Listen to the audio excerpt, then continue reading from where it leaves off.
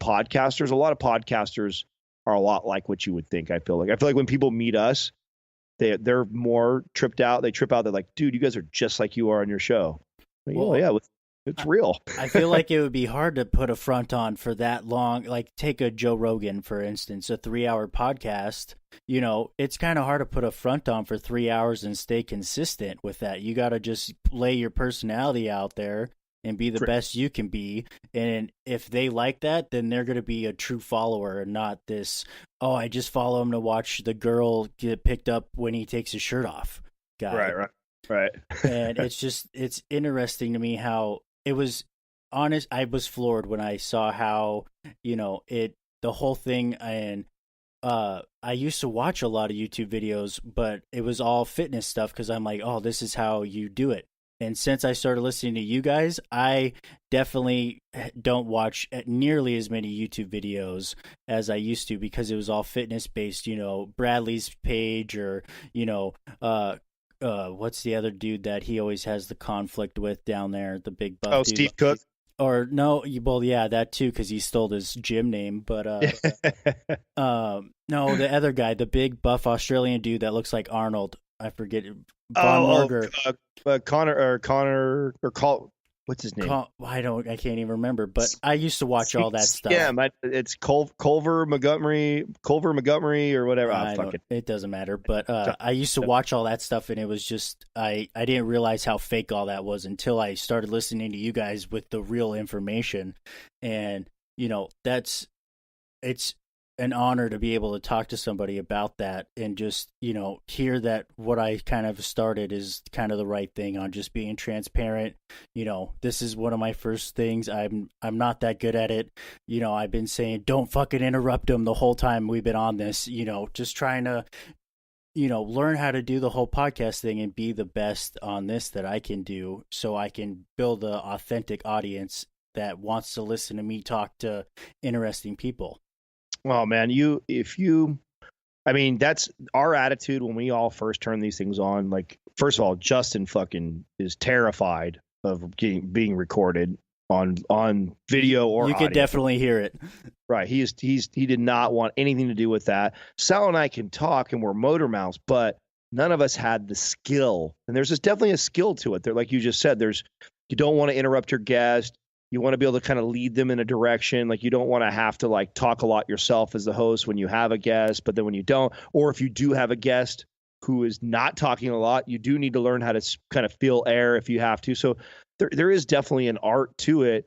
And I think if you have the attitude similar to what I felt like we had, which is, I know we're not going to be great. It's okay that we're not going to be great. This is the first time doing it. I wasn't a great trainer the first day I did that. I was never great at any sport I did when I first did it the first day. Like, that's the fun part. The fun part is not being great and getting good at it and becoming great at it. And so if you approach it that way, like, I'm just going to be real, put myself out there, and then really kind of measure the response that I'm getting from certain things, and then try and craft or, form your podcast in that direction because your people are giving you that feedback, and just keep evolving it. I mean, I'll tell you something that we still to this day always try and remind ourselves is because it's real easy to say, be transparent, be raw, be real. But, I mean, really real. Like, can you share really kind of deep, insecure type things, which that's tough, dude. Like, for Sal to share his divorce while he was going through it on the show. Like, are you kidding me? Like, that's not something people don't want to air that out. Me talking about my hormonal issues that I'm doing and my fucking sex life and things like that ain't fucking fun. Like, you think when I first thought about them, like, I was not okay. I was like, inside, I'm like, man, as much as I preach being raw and real, I'm about to just put it all out there right now. And what we all have realized, and we continue to realize, even after 700 episodes, is the more vulnerable we are, the more we put ourselves out there, the better the response we get, the more people, because that's just it. You said it yourself. Like, you want to be able to connect to these guys. You want to be able to connect to you when you're talking. I want to feel like I get where this guy's coming from. I get he's like me, or I get him, or I understand where he's coming from because he's so real.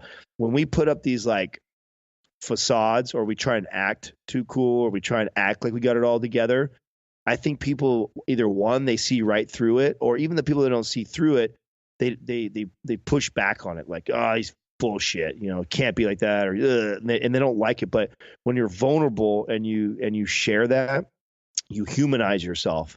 And when you humanize yourself, then people then can identify with the type of person that you are, and identify with, like, maybe somebody hasn't gone through the same, exact struggle that I'm going with hormonally right now, but I guarantee someone's been in a relationship where, there's sex has come up as a topic, and maybe one person wants it more than the other, and they're fighting because of it or like that. Like, man, that's real shit. That's real shit that there's a big population of people that have probably gone through that don't want to fucking talk about it. No friends are getting together and saying, hey, man, how's your sex life with your wife right now? Is it going good? Like, nobody talks about that stuff. We all keep that quiet. So to hear a guy on the radio that's got tens of thousands of people listening is really refreshing, I think, for a lot of people. So, don't be afraid to look at some of your deepest, darkest secrets and the things that you're most insecure about, and be okay with sharing that, because people will appreciate that. It's the same way too. Like, it's been a while. I think it's been maybe a couple of weeks since I've made up a word, but I have this thing, and it's like, I don't know if I have dyslexia or what I have, but it doesn't matter how many fucking books I read. I still just fuck words. Yeah. I mess words up, or I make words. Yeah. Sometimes my brain moves faster than my lips, and something comes out. Right? How many times I've been made fun of, and I continue to use electronical. I was sitting with Taylor today, and I used electronical again, and instantly laughed about it. I was like, I don't know what it is, but I believe that word should be a word, because that's my fucking word.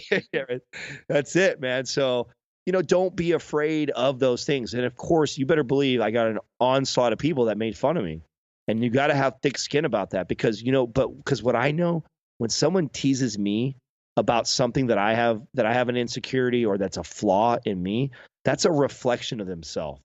That's because they have something that's about themselves that it makes them feel good to put me down, because they think by putting me down, it elevates them.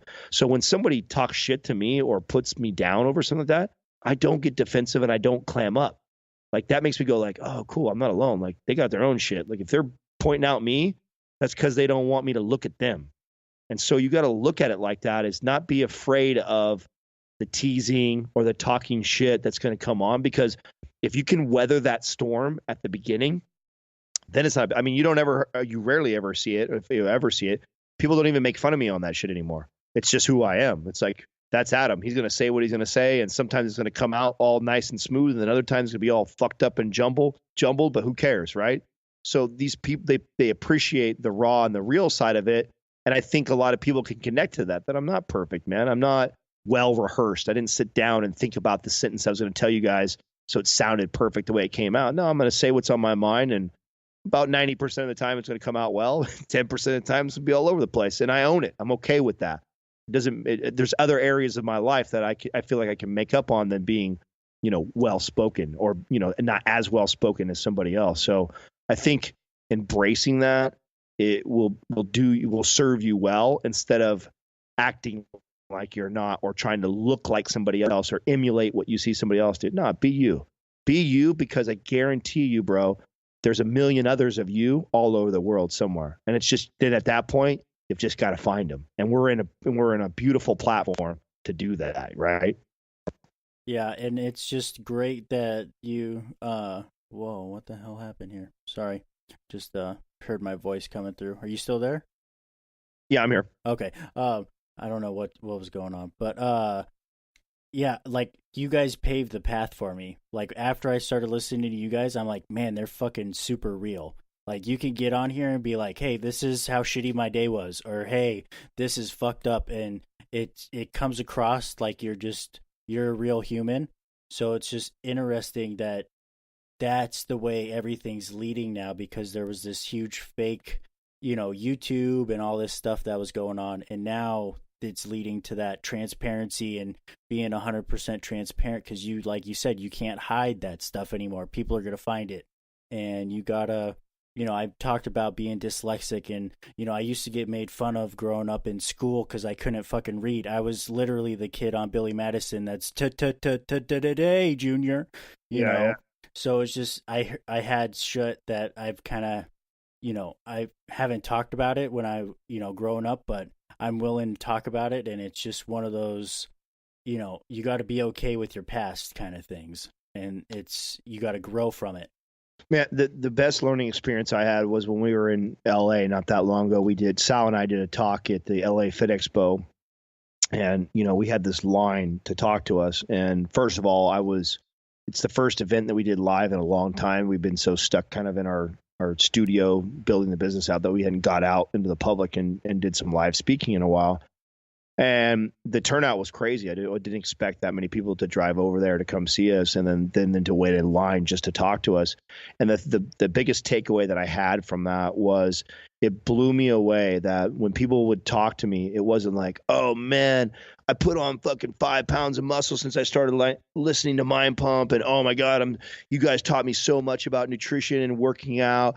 You get that. You get a few people that say that, but a majority of the people, man, I got husband and wife that would come up to me, and the husband would be all teary eyed and stuff. And you saved my relationship. Like, I was like, what? Like, we didn't even come out with that. Our Mind Pump's intention wasn't to be like a relationship podcast, but because we're so real and honest about the things, the challenges that we have, and the communication with our partners, and the all that shit, so many people can relate to that. And through that, it's taught them so much, and it's impacted their personal lives and their relationships with their significant others. That was, to me, was like, whoa, like, I would have expected that we just get all these, bodybuilder type people or people that are serious about lifting, that we were getting like, no, most of the people that were waiting in line to talk to us were just normal people, like just normal average Jane or Joe. You wouldn't even know for sure if they were really into working out or not, but it was the message besides the health and fitness piece that was really starting to impact people's lives. And that to me was a real indicator that, okay, it's really important that when there's something that I don't want to share, it's even more important that I share it. And that it's still to this day something that I got to kind of have that self-talk. Like, if I'm going through it, like, you know what, like, I should share with the people on the podcast, how I feel and why I'm going through it. And I think because you're by yourself, I think it's important that you have some awareness too. You probably don't want to be depressing either, right? So you don't want to have the podcast where every time you get on the podcast, you're like, oh, life sucks. Shitty day today. I mean, I think it's important that, you share what's going through your life, but you also talk about how you persevere through it, and like, it's part of life, right? Everybody has it rough, it's just rough, different for everybody. And so, this is what's going through my life, and this is how I'm dealing with it. This is what's working. This is what's not working. And I think that's the part that people really connect to and appreciate. Yeah, it's the very beginning's been tough. And I kind of gave myself a talk, like, these first like 5 or 6 episodes in the beginning, these are for me. So when I grow this thing and look back on it, I could be like, hey, this is where I started. And I started with my transparency, and I'm going to end with my transparency on everything. And like you said, it's hard not to be depressing or, come across like, man, he's always a Debbie Downer or all that stuff. And the biggest thing is the energy thing. Like, I sit in my car and I have ideas, and I got to bring my energy to somewhere. Like, right now I'm crammed in my bathroom with my mic set up, so I'm not yelling, and my mom and dad are like, what the fuck are you doing? So it's one of those, I also wanted to lay like a foundation. So if you think you can do this too, here's all the information that I needed to get my shit going. And if you want to do it, here it is in these first 5 episodes of like what I'm kind of going through on how to learn everything and build a business. And, if you think it's easy, then you can go and, do it too. Right. But I want to make sure I respect your time. It's already 4:27 or 4:24. We've been going for an hour and a half. That's typical with me, dude. We'll get going. Hey, are you not in our forum either? No, I'm not in the forum. Dude, you're missing out just from how many people have started up podcasting that weren't podcasting. And so this is something, so I'll leave you on this. So first of all, I'll make sure we stay in touch via DM and stuff like that. And then I'll get Prime Pro over to you. And the forum, I can think of at least 10 small podcasts that are, currently starting up or started up in the last year. Maybe 2 is the most. I think Cody Boom Boom is probably the biggest one of 2 years probably in there. And then most of them are probably at your level or so, where they've just really starting to get it going and trying it out and stuff like that.